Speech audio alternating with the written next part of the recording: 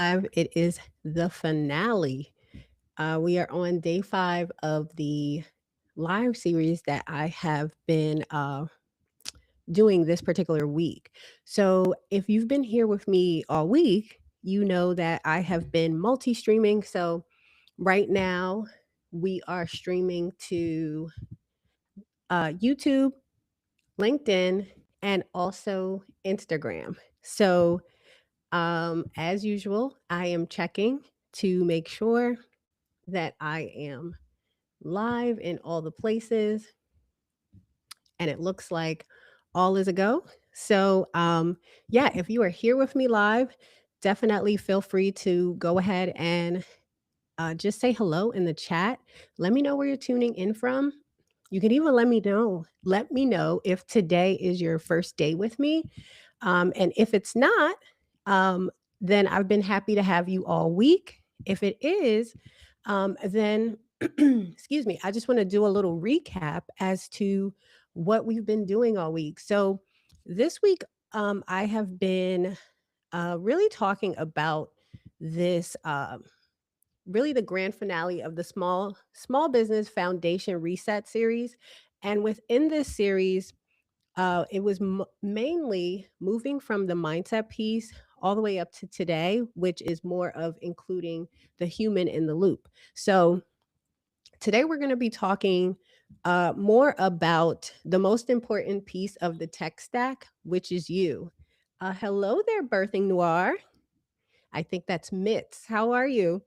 All right. So today we're talking about, well, actually, let me back up a little bit. We've actually been talking about AI all week, but more in that aspect of first starting with the mental piece, the mindset shift of working on the organizational structure of your business first. And yeah, I know it doesn't sound all sexy and exciting, but the idea behind it is once you have that solid foundation, you could then go ahead and implement or replace certain things with AI that can help you to amplify the work that you're doing inside of your business. So I always love to say that as much as we're in this phase, and even though I'm a tech girly, I love all the automation, but at the same time, there still needs to be a human in the loop. So as CEOs, we can't just we can't automate the foundation. We also have to lead it. And so again, I want to welcome you if you're joining me live. Definitely let me know in the chat. Hey, hey. And then if you are watching this on the replay, feel free to go ahead and drop a comment in there. I love to circle back and be able to engage. I've been saying it all week and it's actually happened. And I just love the connection between the community. And so if you're just joining, we've actually covered a lot this week. So you can actually revisit this by, so for instance, if you're on Instagram, there is a playlist link in my bio that will link directly to YouTube, and you'll be able to watch all the replays for this week. So and if you're on LinkedIn, you should be able to see it in the events section of my page because I did schedule them as we were, going through the week. If you're on YouTube, I'm actually going to pin this full playlist to my homepage. And I really today had this moment of reflection that this week actually felt like a shift personally, and then hopefully I can get some feedback from that for those who are either watching live or watching on the replay. But it felt like a shift because I got to see viewers even coming from YouTube to my IG DMs to talk about tools like Gemini. And that has totally been a highlight for my week. So it just really proved that point of when we start to think of, hey, Kiva, how are you? It made me start thinking that, once we get into this mindset of organizing things within our business, the connection with our audience also gets easier. So today, hi Eric F. King, how are you? Pleasure to have you with me today. So we're gonna get into today really this CEO walkthrough, really of this five step reset that I go through. And hey there, Haiti Rock, how are you? Yeah, so we are going to talk about those 5 steps, and then I'll get into sharing a little bit on my screen as well as to what that could look like. Yeah, so Kiva, we're actually going to be talking today about really my CEO foundational reset. We've been talking all week about different things in relation to AI. We started with some mindset work. We talked about tech stacks and even defined what that meant, because I know some people might not, really have a clear definition of what that is. So as we get into the CEO reset today, the first thing that I want to talk about is having a space and time for revenue check and confronting whether you're using a spreadsheet, whether you're using QuickBooks, or whether you're using some other tool. I'll share a little bit about that in a second. But most small business owners I work with, uh, whether it be on the one to one, through consulting or advising in business, there's this actual like avoidance. It's that financial piece sometimes feels like heavy lifting, and so, some of the small businesses that I work with, they're not lovers of spreadsheets. They're not lovers of QuickBooks. They're not actual accountants. And so they tend to avoid looking at the numbers. But what is that book called? I think it's called Eat the Frog. um, we're not eating frogs today, but I want you to actually realize that, sometimes the tool may feel heavy for you, and that's a sign that maybe in that current season, you need to switch to a different tool that doesn't have so much resistance. And so for myself, even, so I have knowledge of QuickBooks. In the past, I've even had a bookkeeper that did the bookkeeping for me, but also I had to realize that I had some hesitation with going in there. Yes, yes, Mitz. You don't want to know what I already know, that, that I didn't hit my numbers. I'm actually going to talk about that for this month too. And so when I realized that about myself and QuickBooks, I actually went back to using a simple Excel sheet, and I'm actually going to share a version of it that I have, and I actually share it with clients too that I work with one on one. Hi, emotional hack. How are you? Yeah. So even with clients that I work with, sometimes you just need to remove some of the resistance, and so it's been amazing to see how even if they use like a basic income expense spreadsheet, that they can see their projections and they could look at the numbers, and it's not as daunting. But we need reality checks at times. So it gives you that point of view, like, am I actually close to the goal? If not, what do I need to do? Or what am I not doing that actually affected that goal? So that actually is a great segue into, me talking about my particular. Let's lead into like January. We're still kind of easing into the new year, and here comes February. It's like, okay, let's get into it. So I had a particular goal as far as visibility, and one of that was with my YouTube channel in wanting to be able to produce a video per week.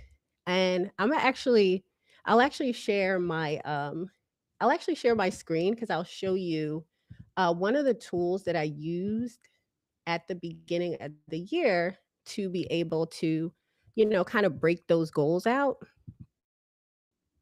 and I'm gonna talk about my experience. We're gonna get into it, but let me get that up on the screen. Alright, so keep in mind that this is just like some, uh some dummy data, And so, all right, let's see if you could see, because I actually want to show you two things. All right, perfect. All right. So I actually didn't create this spreadsheet. I actually purchased it from another YouTuber. But I thought this spreadsheet was so cool because it mimicked that idea of the 12-week year. It's a book. If you haven't heard of it, I could always drop it in the chat later. Just let me know and I'll drop it in the chat. But it talked about, how we break our goals down. And instead of thinking of the full year, breaking your goals down really into quarters and thinking about the quarters as 12 weeks, like a year.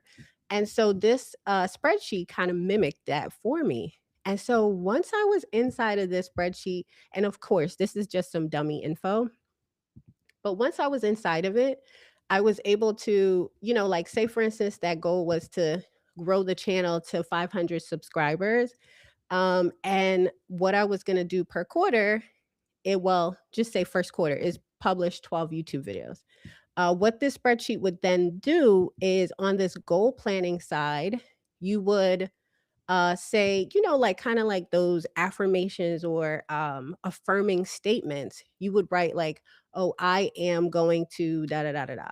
So here I just put an example like, say mine's was the 12 YouTube videos.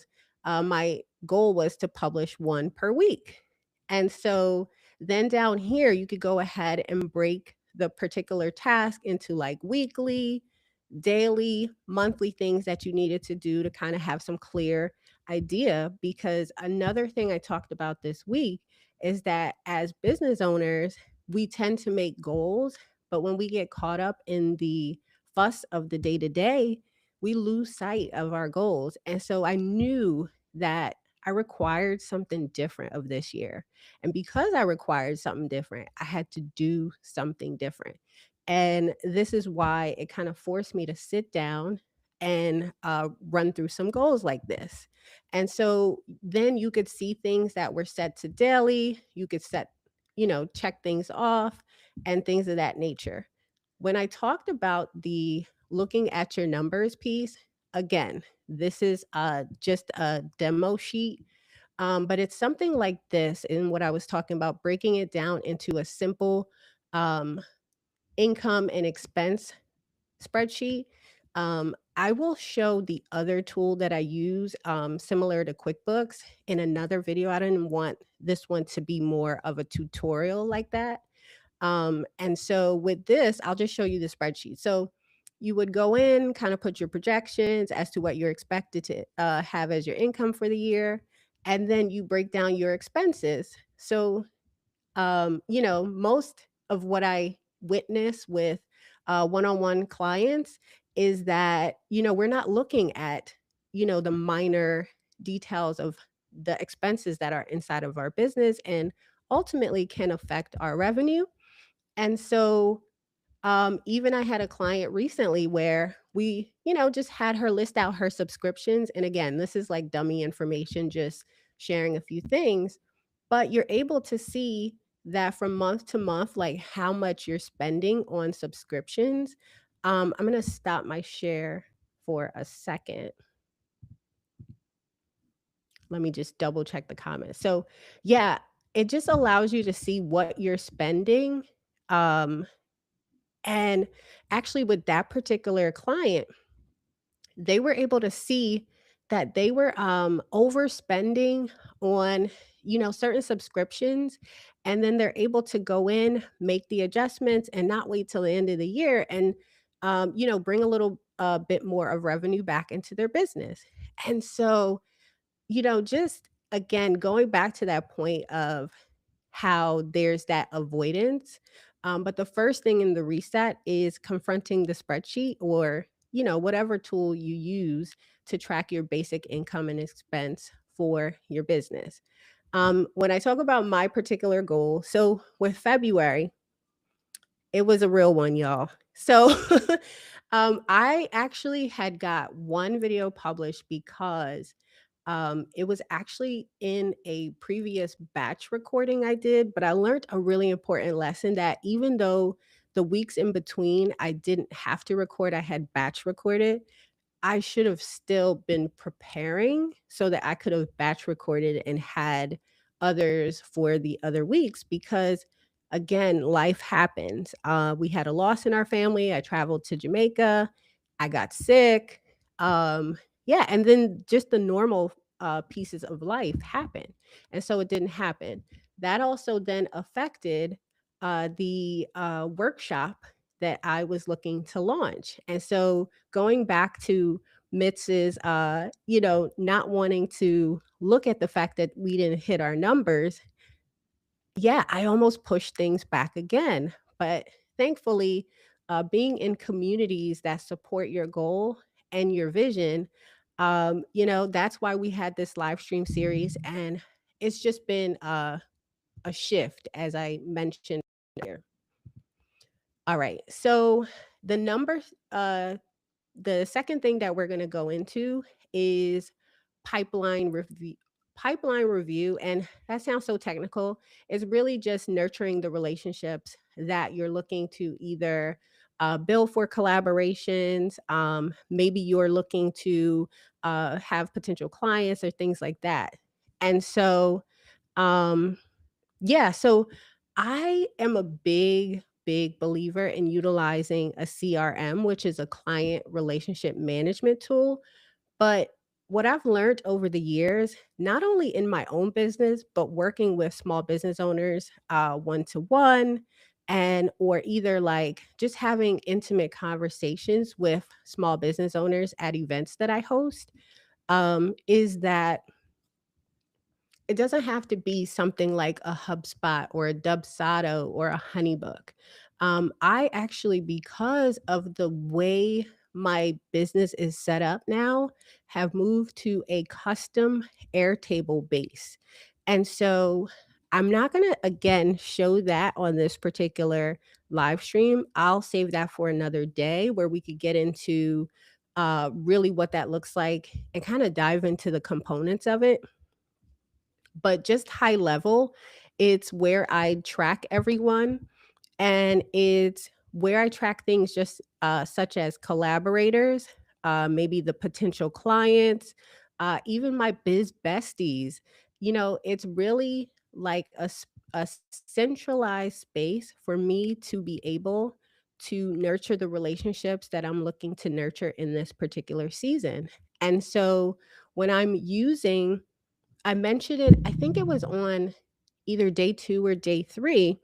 I mentioned that I realized that I was getting lost in the weed of things because 'cause I'm a very much a digital person, and so I was using, like, a digital planner, using Google Docs and all these other things, and I was losing sight of what I needed to do each week, and then I would look up, almost into the quarter, and nothing actually happened. And so I actually created a weekly planning template, and I talked about it on day 3. I had a couple people ask me about it. So I'm actually going to share that today. I'll pop it up on my screen so you could see it. All right. So let me get that up. All right, perfect.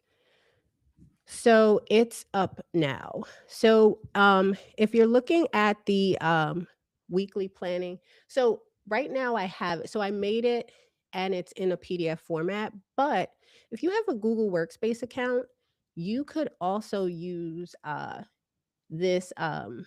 It's a tool called Lumen. Here, I'll click here so you could see it.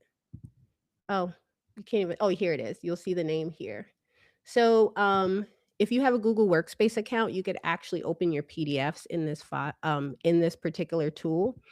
Um, and so I have this particular weekly planning sheet. So again, it can be something digital. Like I know people who use things like this on their iPad and they'll use tools like Notability or, Notion and things of that nature. But again, I just mentioned that I was getting lost in the digital world.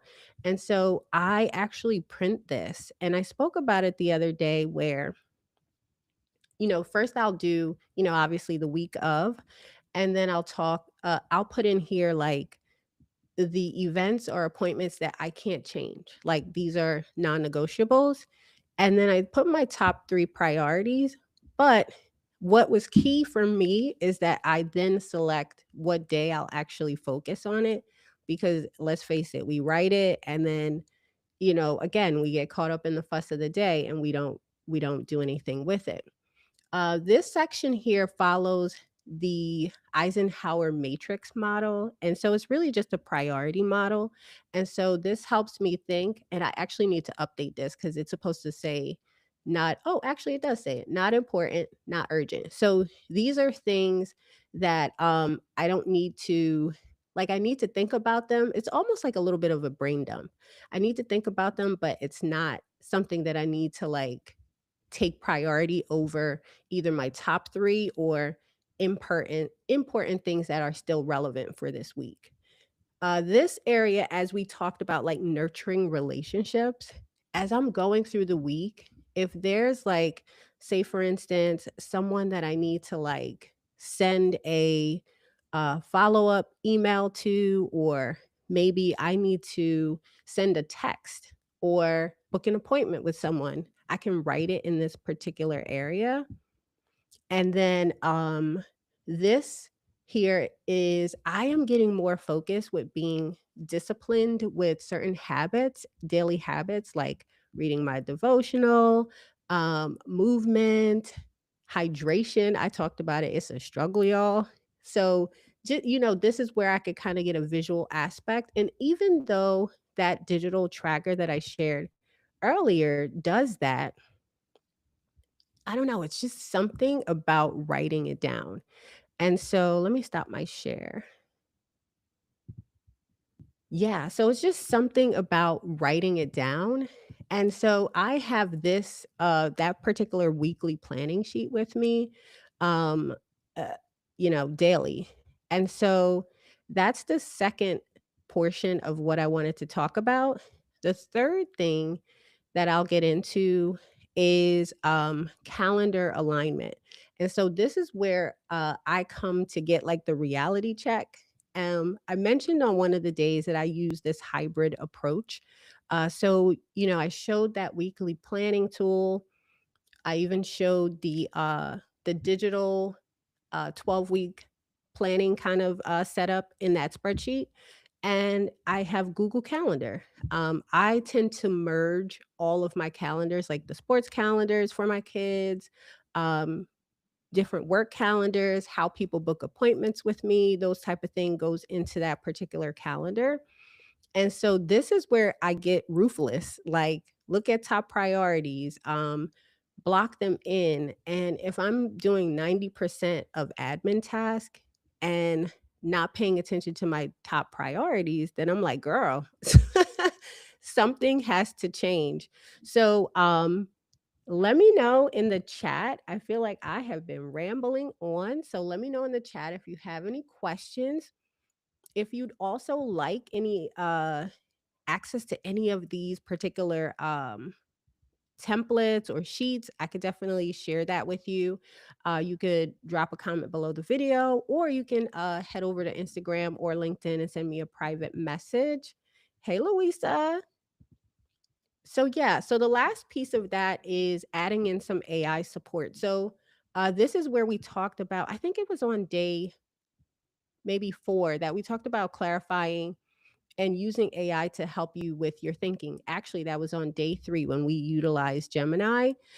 So this is where I use AI to bridge the gap. So for example, if I have a high goal for February, I didn't hit it, maybe whatever happened as I explained earlier. So what I will do is use something like Gemini and use it to like analyze why I didn't hit that particular target, what I could do to actually improve going forward.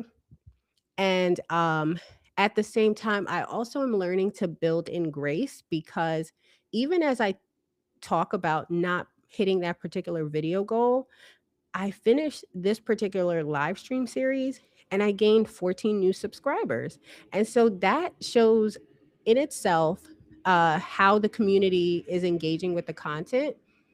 Another way that I could bring AI into this loop is using Gemini to analyze my marketing ecosystem. So I'll ask it things like, what are the three most critical things I must do this week to stay on track based on the revenue gap? And I actually just hosted a AI foundational workshop this week where we use Gemini to even break down goals into daily tasks so that we don't actually get lost in the day to day fog. I say all that to say, most importantly, if you're managing the mental load where everything is living in your head, it's going to get messy. So I definitely utilize different spaces to dump everything so that I could free up space in my head and create less stress. Whether it's paper, whether it's digital, it's really just creating that plan and emptying the mental load off of your brain. Um, I say all that to say this week doesn't, it really just wasn't about tools. It was actually about creating that foundation, that strong, solid structure so that you can show up as the CEO and reach those potential goals. And like Mitz was saying, we don't want to avoid the numbers so that we can actually achieve our goals. So if you've heard this today and or you're watching on the replay and you are deciding that you want either the prompts that I use from any of the earlier days or any of the templates that I showed today, you can go ahead and send me a message and I'll definitely get that over to you. I want to thank you for being here this week with me, whether you watched one day, whether you watched all five. Your presence was appreciated. And as always, I'm cheering you on. Love y'all.